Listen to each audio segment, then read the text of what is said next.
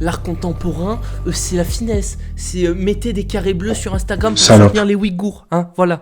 Parce que comme on dit en Chine, Ouïghours, 2 musulmans achetés, un sac de riz offert. Hein, voilà. Petite vidéo sur l'art contemporain. Oh putain! Cette vidéo est une réponse à la vidéo de Bruno Le Salé et à celle du Barbare Civilisé sur l'art contemporain et un supplément.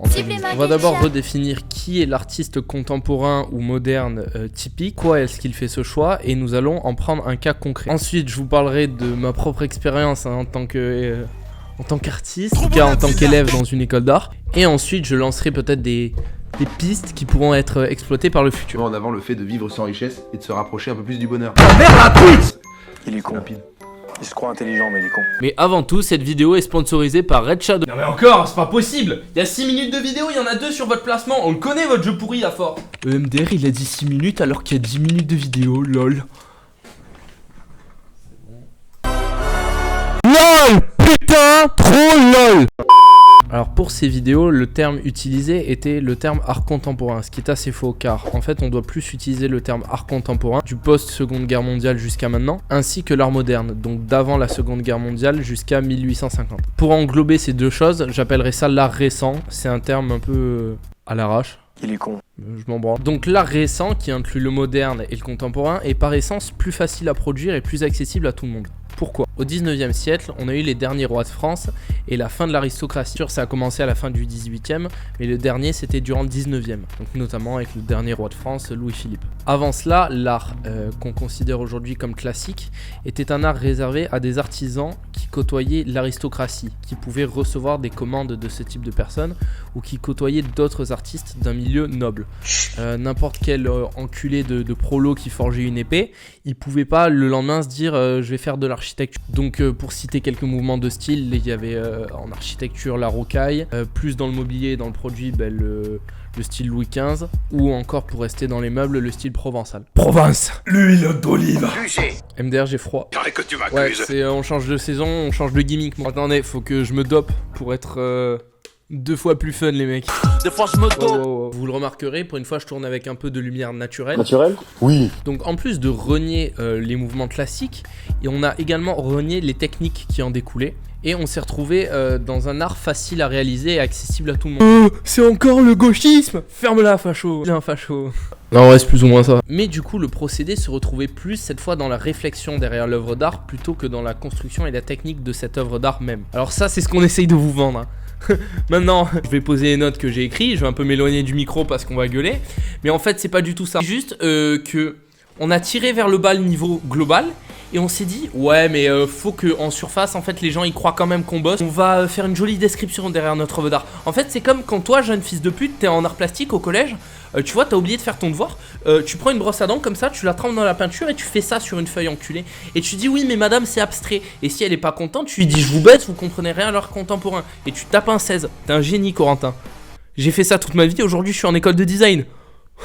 Oula, on va repasser en mode calme. Alors je ne dis pas que les artistes qui font ça et qui le vendent en général manquent de talent, c'est même plus souvent le contraire.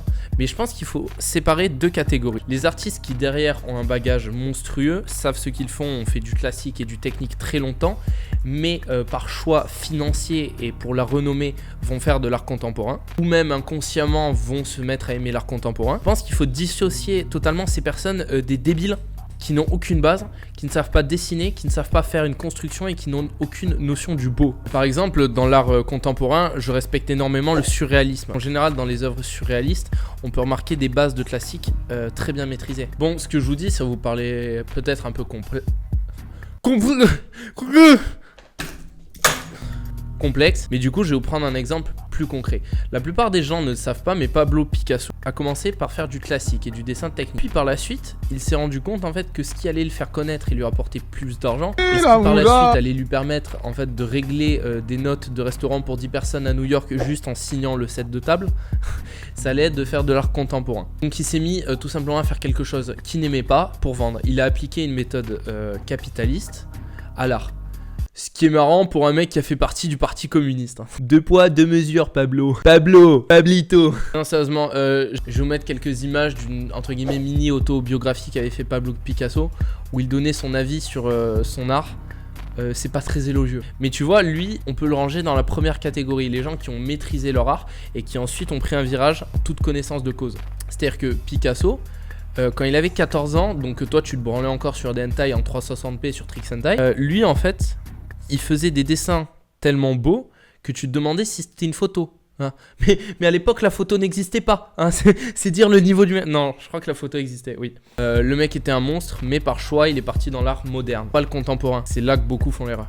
Alors personnellement, étant en école d'art appliqué, j'ai eu plus généralement affaire à des professeurs qui voulaient qu'on maîtrise nos classiques, nos bases, donc les dessins techniques, les De Vinci, etc. Pas des profs communistes ravagés qui portent des sarouels. Petit exemple, j'espère qu'il tombera pas sur la vidéo sinon je vais me faire péter le cul, mais j'avais un prof l'année dernière en fait qui vendait des grottes recouvertes de papier blanc 30 000 €. Alors au début bien sûr tu le traites d'enculé, et puis un jour le mec en fait vient à côté de toi en cours, il prend ta feuille et en 4 traits il dessine mieux que toi tu ne pourrais dessiner en 7 heures. Et là tu dis peut-être que ce mec en fait a un bagage. J'ai un background. Et c'est ce qu'il fait au final. Je dis pas que les artistes contemporains sont tous des pilleurs de richesse parce qu'ils savent que ça va marcher, mais bah si, je le dis en fait. Si je le dis. Non, la plupart le sont, les gens, les artistes intelligents. Par contre, ceux qui subissent et au point où vous en êtes, il y a forme d'art le sont un peu moins. Ensuite, pour revenir à la vidéo de Simon et Misor, à la fin ils nous disent que la solution est donc le retour au classique et même de faire évoluer le classique. Sauf que dans la même vidéo, ils nous disent bien que l'art moderne et l'art contemporain ont voulu faire table rase du classique. Là, ils essayent de faire la même chose de l'art contemporain et de l'art moderne. Ce que je propose, c'est non pas de faire table rase, mais de s'en inspirer et de le rajouter au classique. Imaginez par exemple des fresques surréalistes, mêlées, enfin réadaptées à des colonnes de l'Antiquité. Je sais pas si vous imaginez dans votre tête à quel point ça pourrait être stylé. Donc pour moi, la solution n'est pas le retour au classique, mais le néoclassique. Bah je crois que c'était à peu près tout pour cette petite vidéo. Petite vidéo Qui traitera de l'art. Ah oui, on lit toujours un commentaire. Vous voyez, là pour le bien du micro, je le recule, on va repasser en mode youtubeur. Chaque vidéo, on se tape un commentaire. Aujourd'hui, je vais vous raconter une petite histoire autour d'un commentaire. Donc un mec en commentaire, ça fait 3 fois que je dis commentaire, ta mère, est venu me dire gentiment: mec, je pourrais peut-être te donner des conseils et t'aider pour le montage vidéo. Là, je me suis oui, je suis toujours preneur, c'est du savoir, je suis forcément preneur, je suis quelqu'un d'intelligent. Quelqu'un d'intelligent que j'allais pas. Et donc, je donne mon Discord au mec, j'attends qu'il me relance, et un jour, donc je passais une journée un peu compliquée, en semaine, finis ma journée, salle de sport, tranquille, et je vois que sur Discord, il m'a envoyé un message. Je commence à bavarder un peu avec lui, et au bout de 3 messages, je voyais qu'il commençait un peu à patauger, et je lui demande des conseils pratiques en montage. Il me dit: mec, quand il y a des blancs dans tes vidéos, tu devrais faire des cuts. Donc je suis resté calme, vous me connaissez. Enculé! Je lui ai dit: non mais tu te rends compte, enculé, que là c'est comme si t'étais un touriste. J'étais en train de sortir de 9 heures d'alpinisme et tu me disais mec, franchement tu devrais garder des skis parallèles. Fils de pute, retourne sur la piste. J'ai un peu dérapé, pardon. Mais voilà, c'est l'art contemporain, c'est la finesse. C'est mettez des carrés bleus sur Instagram pour soutenir les Ouïghours, hein, voilà. Parce que comme on dit en Chine, Ouïghours, 2 musulmans achetés, un sac de riz offert, hein, voilà. Mais voilà, c'était une petite vidéo car je suis en vacances, je n'ai donc pas le temps de faire du montage. Je vais faire 3 jours de montage sans dormir pour sortir cette vidéo de mort. Je vous laisse amicalement, je vais pousser la fonte. On va pousser la fonte. Sur la Grèce, en fait j'ai pas assez de trucs pour faire une vraie vidéo sur la Grèce. Du coup je rajouterai les trucs à la fin d'une vidéo que je vais faire où j'escalade la plus grosse grue d'Europe. Là, c'est fait déjà. Ouais, il y a des plans de run. Ouais, regarde, ouais.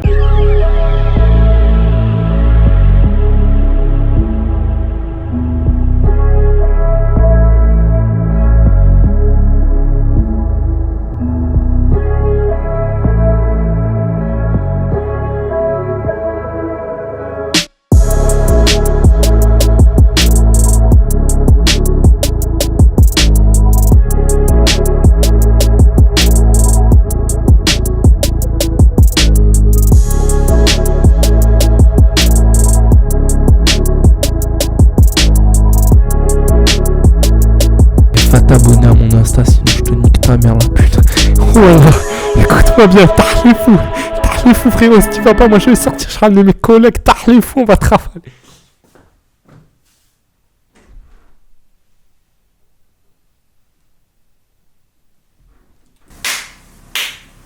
Blague, première prise. Blague.